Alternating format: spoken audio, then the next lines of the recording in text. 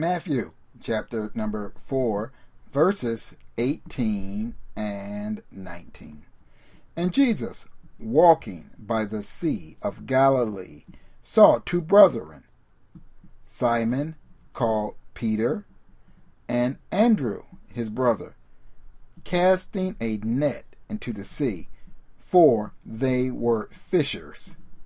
And he said unto them, Follow me, and I will make you fishers of men.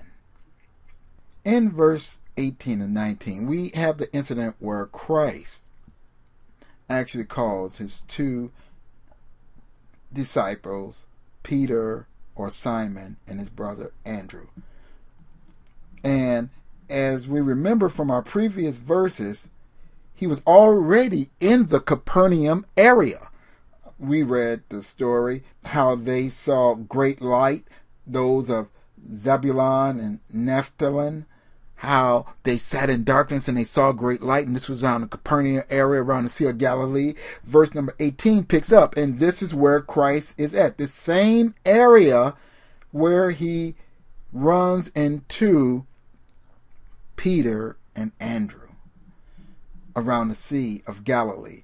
Now, just so you would know, when you're reading your scriptures, when it talks about the Sea of Galilee, you may come across the term the Sea of Tiberias, which is the same Sea of Galilee. You may come across Lake Gennesaret. That is the same Sea of Galilee. So those three names are all talking about the same location. Just to give you a little perspective as to geographically what's going on. Also, we can find here, and you can read this over in our Treasury of Scriptures, Exodus 3rd chapter, verse number 1, Exodus 3rd chapter, verse number 10, Judges 6th chapter, verse number 11, and you can go on and on down here and read this. And this is talking about how when God called various individuals in the Scriptures, and just like with Peter, we find when God called these individuals in the Scriptures, it so many times was what appeared to be sudden and out of the blue to them. They could have been doing their normal deeds, going about their normal routine, their normal occupation, and all of a sudden, an angel, a voice, Christ, something.